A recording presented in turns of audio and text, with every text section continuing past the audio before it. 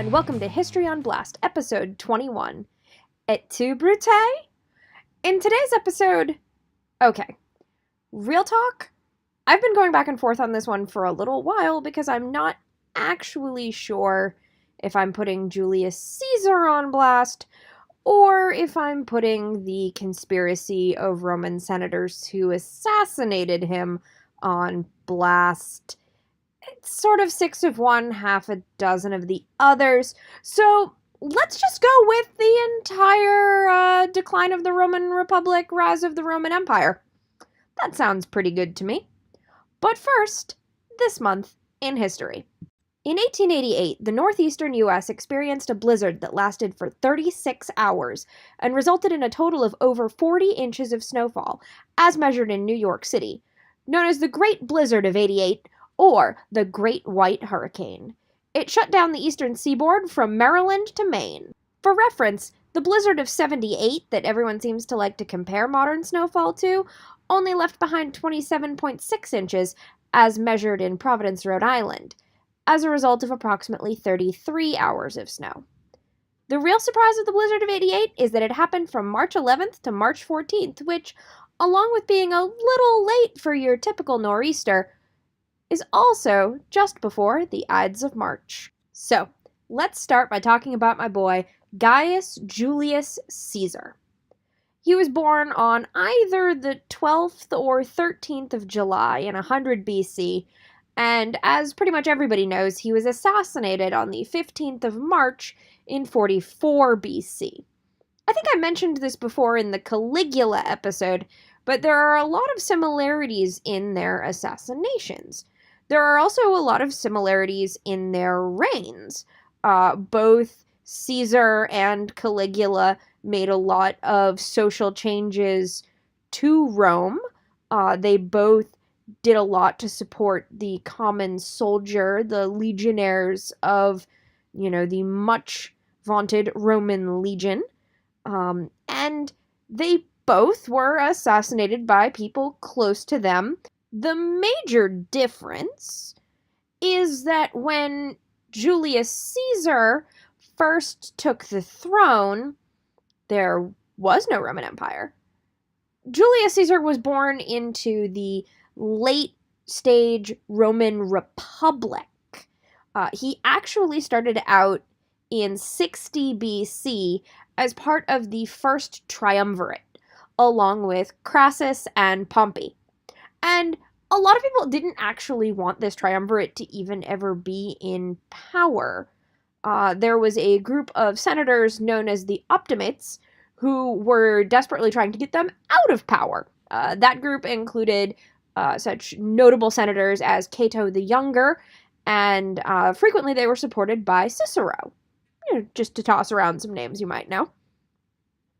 Caesar went off to go fight in some wars because that's basically what he's best at. He was a general, and that's really how he got his political power. I mean, along with being a shrewd enough guy that he once convinced pirates to increase the rewards they were demanding, because they had him as a hostage. It was a whole thing. I might save that for another episode. We'll see. But anyway, so he goes off to fight in Gaul and in Britain in what becomes known as the Gallic Wars, which are completed in 51 BC. Along with this, he becomes the first Roman general to cross the English Channel and the Rhine. He actually had his troops build a bridge across the Rhine and went and marched around for a while in Germany. And that was huge. That was a major political victory, honestly. Marching his little legion around in Germania did nothing militarily. But what it did do is make Julius Caesar the general who brought us into Germania.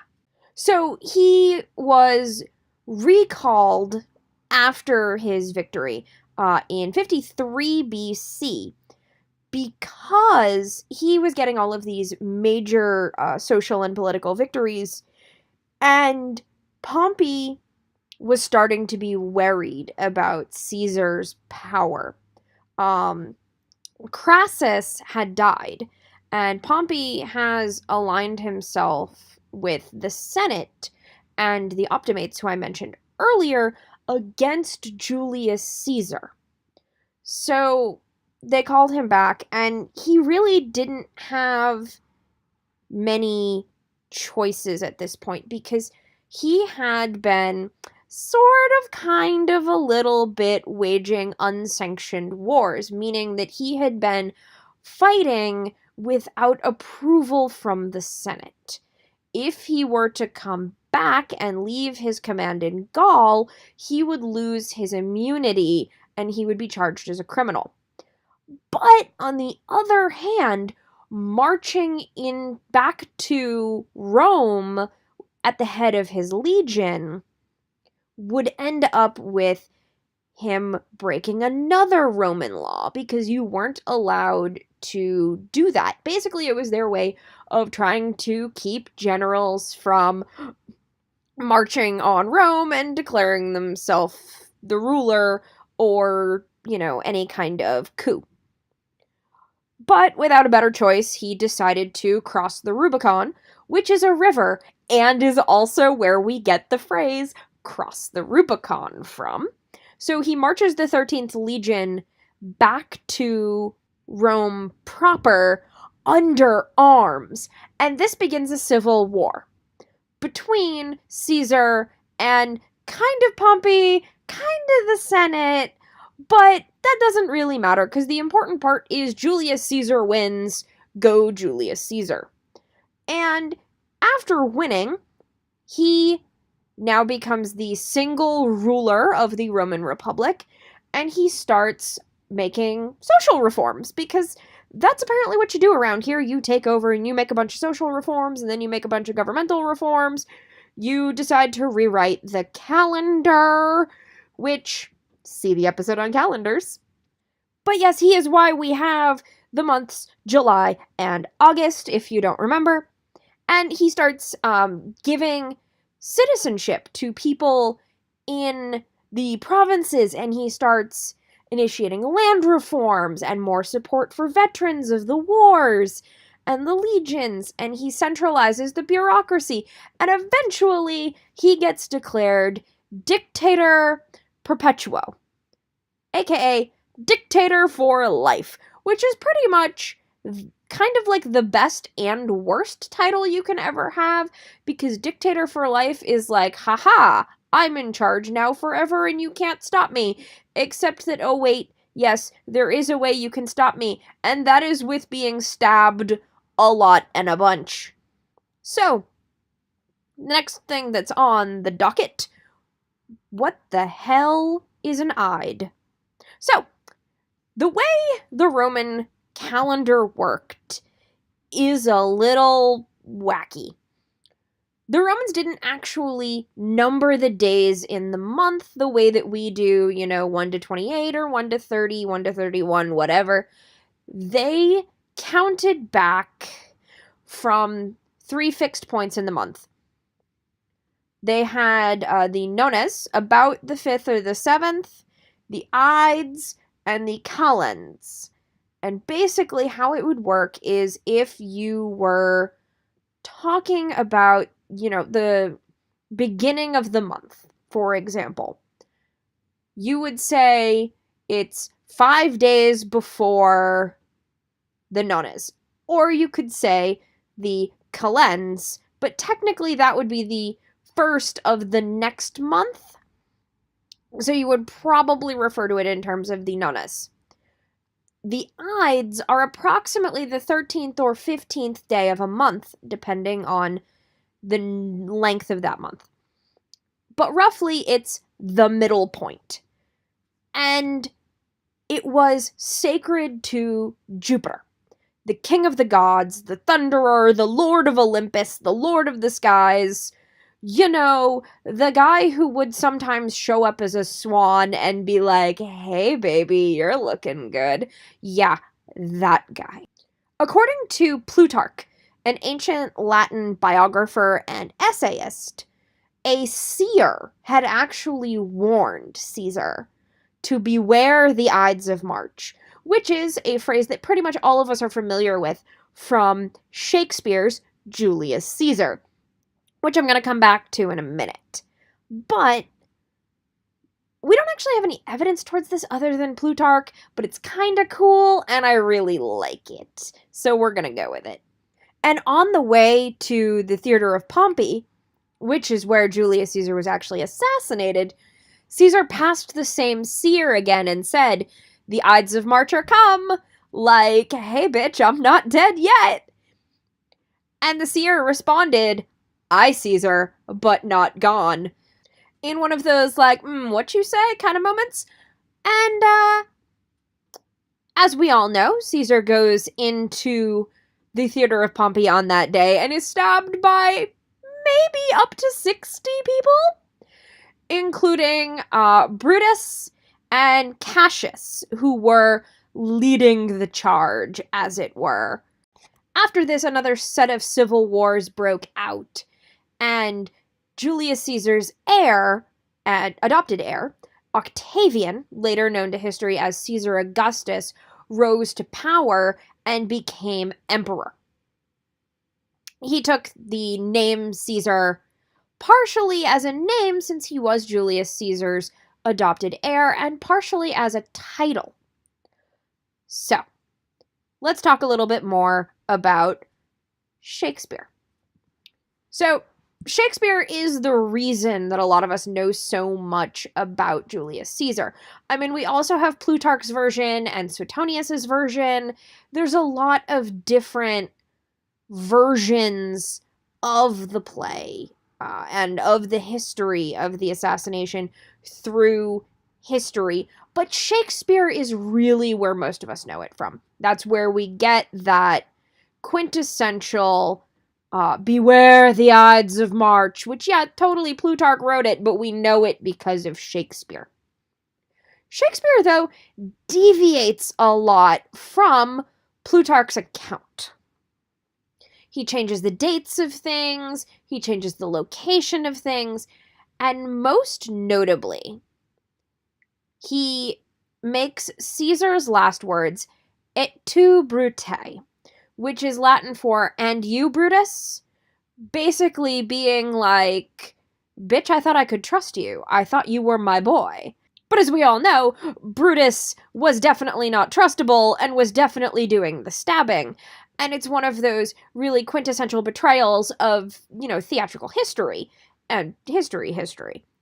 But if you look at Plutarch and Suetonius, Plutarch has Caesar saying nothing in his final moments. He actually kind of has him pull his toga up over his head, like, "Oh, I can't bear the shame, even though I've just been stabbed." It's very dramatic. Suetonius just has him say nothing, although in other records of Suetonius's writing, he reports that Caesar's last words were in Greek. Specifically that he said, "Kai su teknon," which can be taken in two different ways. Kai su teknon literally in the ancient Greek means "and you, child," but it also shows up in a lot of places on wall carvings and tombs as a curse, where rather than "and you," it kind of means something a little closer to "fuck off." So, if you take that and mix it with teknon, and you now have something that's a little bit less "and you, child," with this betrayed tone of voice, and a little bit more "fuck off, kid." And I kind of really like the idea that Brutus stabbed Caesar, and Caesar was just like, "Really? Fuck you too, then." Because that really fits much more with the quintessential image of Julius Caesar. But the reason that Shakespeare used "et tu, Brute" is because by 1599, those were the words attributed to Caesar in most, if not all, Elizabethan works, so it's natural that that's what ended up in the play. Cool. So, circling back on one other thing, what's up with the salad? And here's the thing, I am here to dish you some truths. The Caesar salad has absolutely nothing to do with Julius Caesar.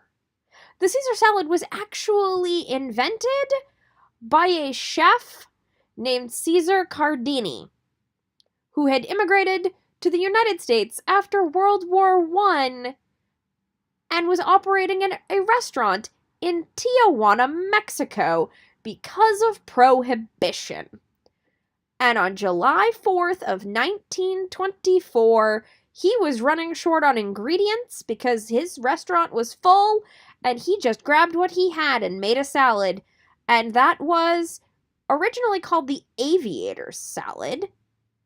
And there's a little bit of an argument over whether Caesar Cardini was the inventor or his brother Alex, but in the end, Caesar is the one who got the name of the salad and the dressing. So, I guess it's going to go down to him in history, but who knows? Either way, it has absolutely nothing to do with any Roman emperor, and definitely nothing to do with Julius Caesar, even though I really love the meme of a bottle of Caesar dressing with a knife through it. So that's just about going to do it for us this week.